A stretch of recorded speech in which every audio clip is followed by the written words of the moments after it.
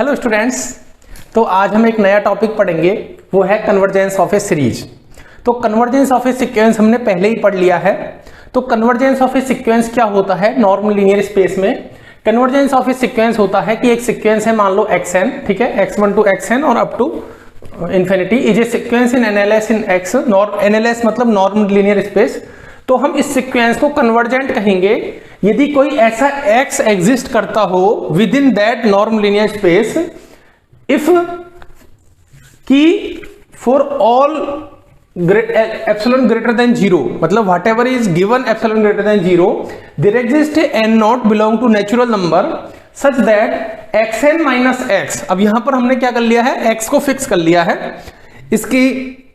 इसमें थोड़ा सा डिफरेंस जो है कॉसी सीक्वेंस से, वो थोड़ा सा आप इसको कंपेयर कर लेना कि यहां पर हमने x को फिक्स कर लिया है, ठीक है।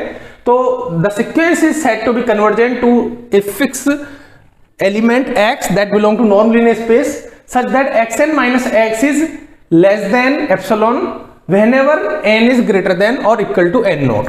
तो यदि for a given epsilon greater than 0, यदि कोई ऐसा n नॉट एग्जिस्ट करता है नेचुरल नंबर में कि सीक्वेंस में उस फिक्स नंबर n नॉट के बाद के सारे एलिमेंट का x के साथ जो डिफरेंस है, उसका जो नॉर्म है, वो एप्सिलॉन से कम हो जाए, ठीक है। ये हम पहले पढ़ चुके हैं। अब हम आते हैं सीरीज पे। तो मैंने ये लिखा है एक पर्पज के लिए कि सीक्वेंस को हम सीरीज को समझेंगे सीक्वेंस की हेल्प से। सीरीज को हम सीक्वेंस से कनेक्ट कर देंगे, उसके बाद सीक्वेंस की डेफिनेशन ही सीरीज पे अप्लाई हो जाएगी, ठीक है। तो सीरीज और सीक्वेंस में क्या फर्क है? एक आम आदमी के लिए, एक डेली लाइफ वाले आदमी के लिए सीक्वेंस और सीरीज हो सकता है सेम हो जब हम इसको हिंदी में देखते हैं, लेकिन मैथमेटिक्स में इन दोनों का मतलब अलग है, ठीक है। तो जो सीक्वेंस के सारे एलिमेंट का जो सम होता है उसी को हम कहते हैं सीरीज, ठीक है। तो यहां पर सीरीज को इस तरीके से डिनोट करते हैं हम, x k summation of x k where k is 1 to infinity be an infinite series in a normal linear space x।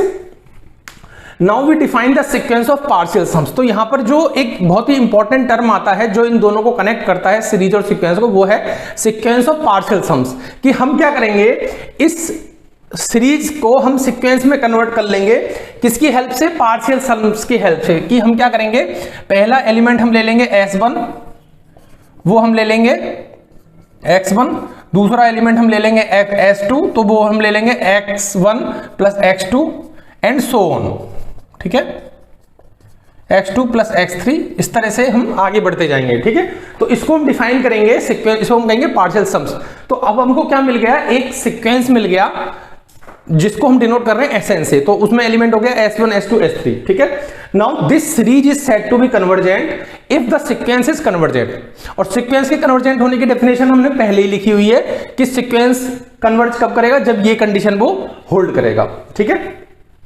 तो अब हमको मिल गया एक सीरीज के कन्वर्जेंट होने की कंडीशन, ठीक है। अब यहां पर दूसरा टर्म जो आता है, अब हम क्या करेंगे कि चूंकि ये जो सीक्वेंस है Sn, वो n टेंड्स टू इंफिनिटी के लिए किसी फिक्स एलिमेंट को कन्वर्ज कर रहा है। जैसे कि हमने यहां पर देखा कि xn जो है x को कन्वर्ज कर रहा है, तो इस s को हम क्या कह सकते हैं, सम ऑफ द सीरीज कह सकते हैं, ठीक है। क्योंकि ये इस सीरीज के इनफाइनाइट एलिमेंट के एडिशन से बनी है। ये वैल्यू जो हमको मिली है वो इनफाइनाइट एलिमेंट के एडिशन से के बाद मिली है, तो हम इसको कहेंगे सम, ठीक है। तो सीक्वेंस ऑफ पार्शियल सम की जो लिमिट है वो हो जाएगी sum of the series, in other words, ठीक है। अब आता है एब्सोल्युटली कन्वर्जेंट सीरीज। तो यहां पर क्या हो रहा है कि सीरीज हमको मिली हुई है, वो कन्वर्जेंट है कि नहीं है पता नहीं, ठीक है, लेकिन हम उस सीरीज को कन्वर्ट कर लेते हैं एक नॉर्म की सीरीज में। मतलब हम हर एक एलिमेंट का नॉर्म ले लेते हैं और उसको हम फिर समेशन की फॉर्म में लिख देते हैं यहां पे, ठीक है। तो यदि ये कन्वर्ज होगा, अब यहां पर पूरा ध्यान में रखने वाली बात है कि यहां पर जब हम सीरीज की कन्वर्जेंस की बात कर रहे थे, तो वो हम बात कर रहे थे with in the normal linear space x, क्योंकि उसका जो पार्शियल सम होगा वो भी जाएगा किसी नॉर्मल लीनियर स्पेस x में, ठीक है। उसकी जो लिमिट यदि एग्जिस्ट करेगी, वो यदि कन्वर्ट करेगा तो वो x में बिलोंग करेगा। अभी हम यहां पर क्या कर रहे हैं, हमने सीरीज को कन्वर्ट कर लिया है नॉर्म में। तो नॉर्म क्या है, एक रियल नंबर है, एक पॉजिटिव रियल नंबर है, ठीक है। तो यहां पर क्या हो गया कि यदि अब ये नॉर्म की जो सीरीज है, अब ये कन्वर्ट कहां करेगी, ये करेगी r में। मतलब इसका जो इनफाइनाइट सम होगा, इस सीरीज का जो सम होगा नॉर्म ऑफ x के के समेशन ऑफ के इज 1 टू इन्फिनिटी, इसका जो सम होगा वो आर में बिलोंग करेगा, रियल नंबर में बिलोंग करेगा, ठीक है।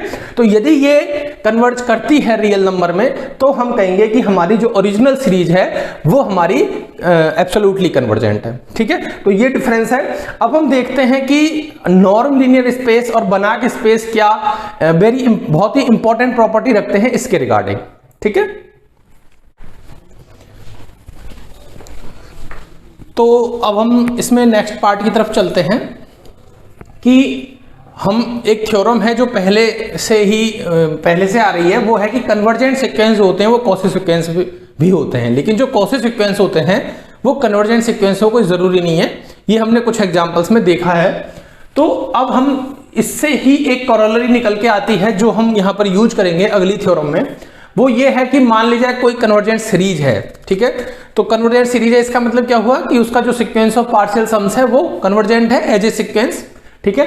तो ये जो सीक्वेंस ऑफ पार्शियल सम्स है ये एक कॉची सीक्वेंस भी होगा, ठीक है, फ्रॉम द थ्योरम अबव, ठीक है। तो अब हम यहाँ पे कॉची सीक्वेंस का एक दूसरे तरीके से जो लिखा जा सकता है वो हम यहाँ पे लिख रहे हैं कि यदि हमारा सीक्वेंस xn जो है वो कन्वर्जेंट है, therefore each epsilon greater than 0 there exists a n not belong to natural number such that now this s denotes the sequence of partial sums, so sn plus p minus sn, so norm of this is less than epsilon for all n is greater than equal to n naught and for p belong to natural number। इससे पहले जो Cauchy sequence की हम definition थी वो हम देखते थे कि for all m and n belong to natural number, यहां पर हम m लिख देते थे, पर अब हम जानते हैं कि m या n में से कोई एक तो बड़ा होगा, तो जो बड़ा होगा उसको हम छोटा को n मान लेते हैं और बड़े को n प्लस p मान लेते हैं किसी आर्बिट्रेरी p के लिए जो कि नेचुरल नंबर में बिलोंग कर रहा है, ठीक है। तो यहां पर इसको इस फॉर्म में यूज करेंगे क्योंकि ये फॉर्म हमारे इस थ्योरम को प्रूव करने में काम आएगी, ठीक है। अब हम आ जाते हैं मेन थ्योरम पे जो कि जिसके लिए कि हमने ये सब किया है, ठीक है। तो वो थ्योरम है कि एक norm linear space X is a Banach space if and only if every absolutely convergent series is convergent in X, ठीक है। तो अब हम क्या करेंगे कि एक नॉर्म लीनियर स्पेस लेंगे और उसको हम बताएंगे कि यदि वो बनाक स्पेस है तो पहले मान लेंगे कि बनाक स्पेस है, फिर हम दिखाएंगे कि every absolutely convergent series convergent है, फिर हम दिखाएंगे कि यदि every absolutely convergent series convergent है तो वो एक बनाक स्पेस है। अभी जब ये थ्योरम मैंने पहली बार देखी थी तो मुझे बहुत आश्चर्य हुआ था कि इसमें, क्योंकि हम पढ़ते आए हैं रियल नंबर सिस्टम से शुरू में, और रियल नंबर सिस्टम में लिखा है कि ये तो यूनिवर्सली ट्रू है कि एब्सोल्युटली कन्वर्जेंट सीरीज तो कन्वर्जेंट ही होगी। अब हम यहाँ पर देखते हैं कि इसमें एक कंडीशन है कि उस स्पेस को बनाक स्पेस होना चाहिए। अब चूंकि रियल नंबर का सिस्टम पहले से ही बनाक स्पेस है, इसलिए जब हम रियल एनालिसिस पढ़ते हैं तो वो पार्ट हम नहीं पढ़ते हैं, वो पार्ट हम छोड़ देते हैं, हम सीधे थ्योरम पढ़ लेते हैं कि एवरी एब्सोल्युटली कन्वर्जेंट सीरीज है। हम देख भी सकते हैं कि एब्सोल्युटली में क्या होता है, मॉड्यूलस वैल्यू लेते हैं। तो यदि हमारे पास मान लो ये सीरीज है, हमारे पास मान लो ये सीरीज है समेशन ऑफ xn, तो इसमें हो सकता है कुछ पॉजिटिव नंबर हो कुछ नेगेटिव नंबर हो, लेकिन हम यदि उसकी एब्सोल्यूट वैल्यू ले लेंगे तो वो सब पॉजिटिव हो जाएंगे और उसकी वैल्यू बढ़ जाएगी। तो कोई जरूरी नहीं है रियल नंबर सिस्टम में कि कोई कन्वर्जेंट सीरीज है तो वो एब्सोल्युटली भी कन्वर्जेंट होगी, और रिवर्स जो है उसका हमेशा ट्रू होगा, क्योंकि जब हमने मॉड्यूलस ले लिया तो उसकी वैल्यू बढ़ गई, तो जब वो कन्वर्जेंट है तो उसकी जो एक्चुअल सीरीज है बिना एब्सोल्यूट वैल्यू लिए वो तो कन्वर्जेंट हो ही जाएगी, है ना। लेकिन यहां पर हम देखते हैं कि नॉर्म लीनियर स्पेस में हम इसको पढ़ेंगे कि बनाक स्पेस यदि हो तो ये कोई जरूरी नहीं है, ठीक है।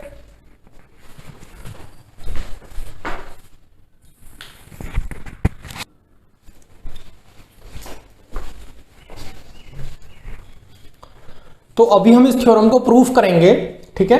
तो हम इसका पहले एक पार्ट ले लेते हैं। तो इसका एक पार्ट है कि लेट एक्स बी ए बनाक स्पेस। तो सबसे पहले हमने मान लिया बनाक स्पेस, ठीक है। अब हम कोई भी आर्बिट्रेरी एब्सोल्युटली कन्वर्जेंट सीरीज में लेंगे और हम दिखाएंगे कि वो कन्वर्जेंट भी है, ठीक है।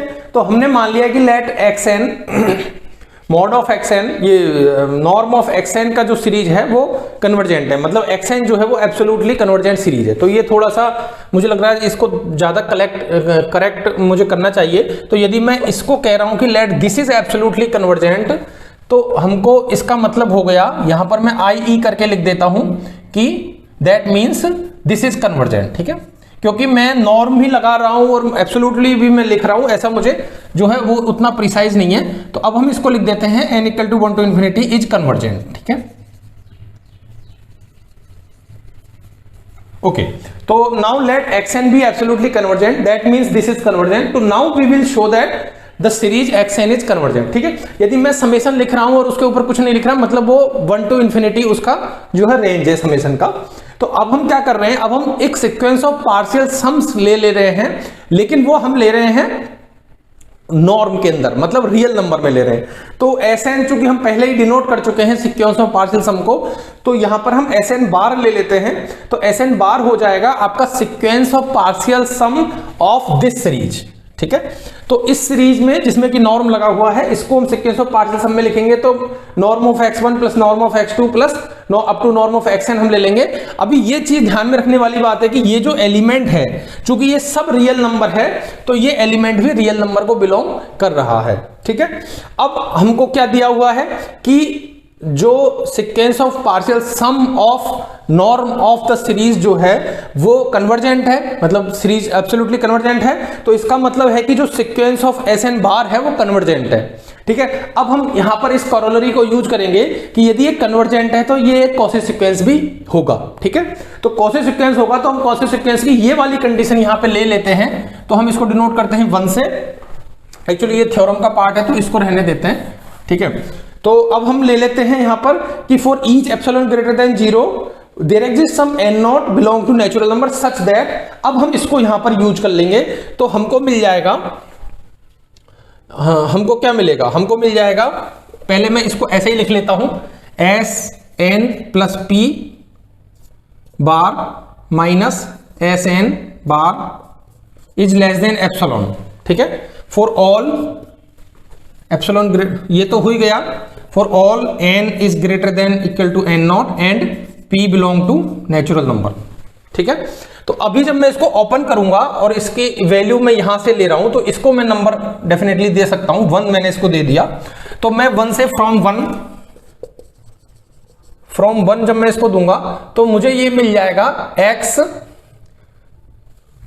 तो अब यहां पर जो नॉर्म हम ले रहे हैं ये हम रियल नंबर वाला नॉर्म ले रहे हैं, है ना, क्योंकि ये सब रियल नंबर में एग्जिस्ट करता है ना। तो अब चूंकि ये कॉची सीक्वेंस है, लेकिन ये कॉची सीक्वेंस किसमें, रियल नंबर में है ना। तो मैं यहां पर नॉर्म की जगह यदि मैं मॉड्यूलस वैल्यू इसकी लूंगा तो ये ज्यादा प्रिसाइज रहेगा, ज्यादा ट्रू रहेगा। वैसे नॉर्म भी ठीक है, क्योंकि उसमें नॉर्म का मतलब रियल नंबर में उसकी मॉड्यूलस वैल्यू ही होता है, ठीक है। तो अभी मैं इसको क्या लिख सकता हूं, चूंकि मुझे 2 बार नॉर्म यूज करने हैं, इसलिए मैंने इसमें से नॉर्म हटा के इसकी एब्सोल्यूट वैल्यू लिखा है। तो यहां पर मैं लिख सकता हूं xn plus 1 plus xn plus 2 and up to xn plus p and absolute value of this is less than epsilon for all n is greater than n naught and p belong to natural number, ठीक है। तो यहां पर क्या हो रहा है कि पहले तो मैंने Sn प्लस p को खोल लिया फॉर्मूला 1 से, फिर जब मैंने Sn को खोला तो अप टू 1 टू n तक के टर्म कट गए और 1 प्लस n प्लस 1 से लेकर n प्लस p तक के टर्म हमने यहां पे लिख दिए, ठीक है। तो ये हो जाएगा हमारा लेस देन एप्सिलॉन।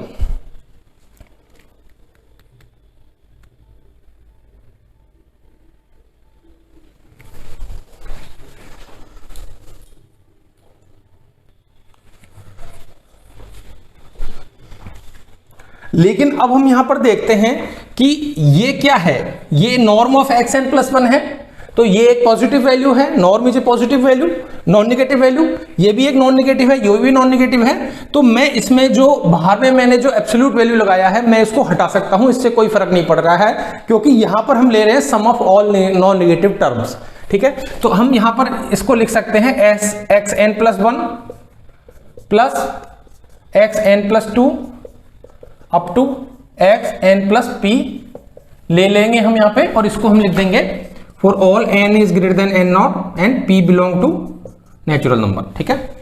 ओके, तो ये आपको एक इक्वेशन मिल गया है। अब हम इस इक्वेशन को यूज करेंगे अपने आगे के प्रूफ में, लेकिन हम फिर से आते हैं कि हमें करना क्या है ना।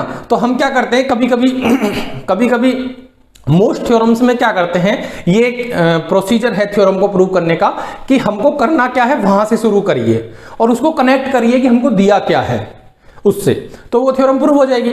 अभी जब मुश्किल प्रोसेस है तो हम क्या करेंगे कि करना क्या है वहां से शुरू करेंगे और उसको एक स्टेप तक लाएंगे, और दिया क्या है उसको भी हम शुरू करेंगे और उसको भी एक स्टेप तक लाएंगे, वहां हम उन दोनों स्टेप को मिलाएंगे। ठीक है, तो हमने कहां से शुरू किया है, हमको दिया क्या है से।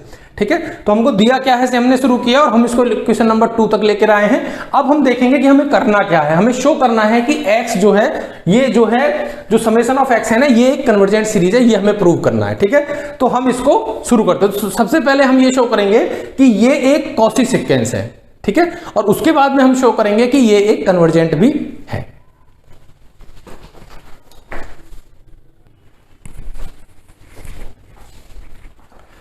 तो अब हम आते हैं अपने ओरिजिनल टर्म पे, जो कि सीक्वेंस ऑफ पार्शियल सम हमने लिया था x1 plus x2 up to xn, ये हमने सीक्वेंस ऑफ पार्शियल सम लिया था।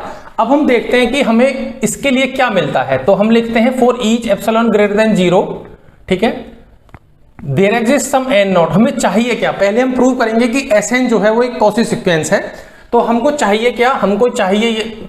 ठीक है, तो मैं इसको और एक्सप्लिसिट वे में लिख देता हूं, we need it, we need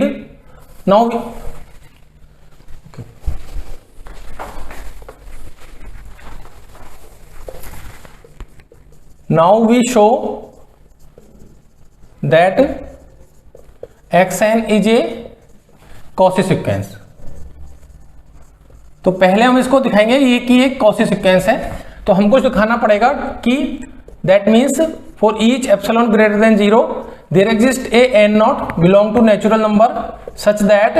अब हम कॉची सीक्वेंस की वो वाली डेफिनेशन यूज करेंगे जिसमें कि p है, तो हम इसको लिख लेंगे s n plus p minus s n is less than epsilon for all n greater than equal to n naught and p belong to natural number.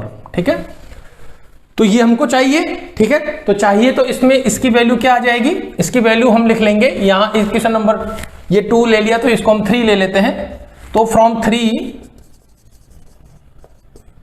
हम इसको लिख लेते हैं x n plus 1 plus x n plus 2 और up to x n plus p हम इसको लिख लेते हैं। अभी हम लिख रहे हैं व्हाट वी नीड। ठीक है, अभी हम वही लिख रहे हैं। ठीक है, तो हम इसको लिख लेते हैं n is greater than n naught and p belong to natural number. यहां तक हो गया। अब मैं इस वाले पार्ट को हटा देता हूं, लेकिन हमको ध्यान रखना है कि हमने बैक स्पेसेस को अज्यूम किया था पहले। ठीक है, तो अब हम इसको प्रूफ को आगे बढ़ाते हैं। ठीक है, तो यूजिंग ट्राइंगल लॉ, नाउ अब हम क्या करेंगे कि जो नॉर्म का ट्राइंगल लॉ है वो हम यूज करेंगे। ठीक है,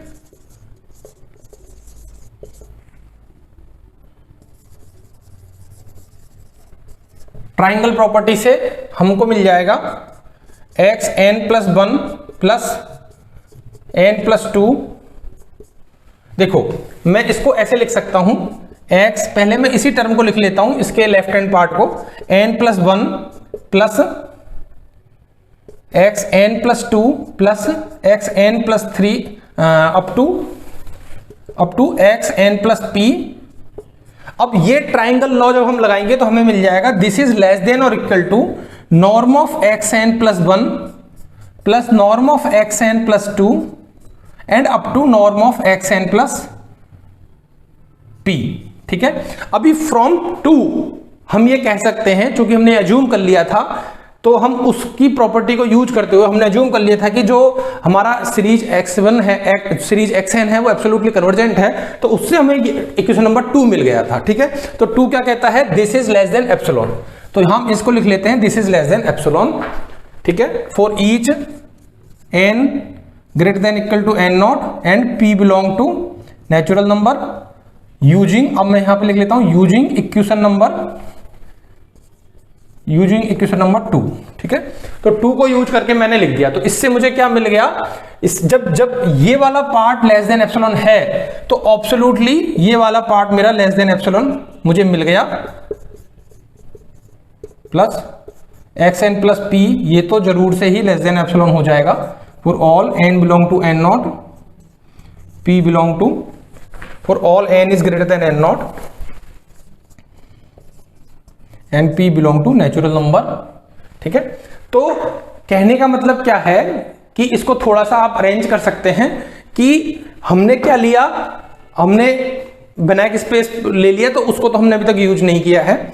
हमने पहले लिया कि xn एब्सोल्युटली कन्वर्जेंट है, तो उससे हमको ये मिल गया। ठीक है, अब हमको ये दिखाना है कि ये हमारा जो सीक्वेंस ऑफ पार्शियल सम है वो कॉची सीक्वेंस है, पहले हम ये दिखाएंगे। ठीक है, तो इसके लिए हमने क्या किया, for each epsilon greater than 0। अब हम क्या करेंगे कि एप्सिलॉन हम यहां से ले रहे हैं, ठीक है, और उसके लिए एन नॉट हम इस प्रॉपर्टी को यूज करके लेके आएंगे। ठीक है, और इस प्रॉपर्टी से हमको ये मिल जाएगा, इक्वेशन 2 होल्ड करेगा। तो इक्वेशन 2 की हेल्प से हम ये इक्वेशन नंबर 3 अचीव कर लेते हैं। ठीक है, तो मतलब क्या हो गया कि ये हमको मिल गया कि for each epsilon greater than 0 there exist n naught such that the equation 3 holds. ठीक है, इसका मतलब क्या हो गया कि Sn जो है is a Cauchy sequence in norm linear space X में। ठीक है, but since X is a Banach space, but since X is a Banach space Sn is convergent, और यही हमको प्रूव करना था। Sn सीक्वेंस कन्वर्जेंट है, मतलब हमारी ओरिजिनल सीरीज जो है वो कन्वर्जेंट है। ठीक है, तो ये एक पार्ट प्रूव हो गया। अभी हम इसके नेक्स्ट पार्ट को देखेंगे। ठीक है।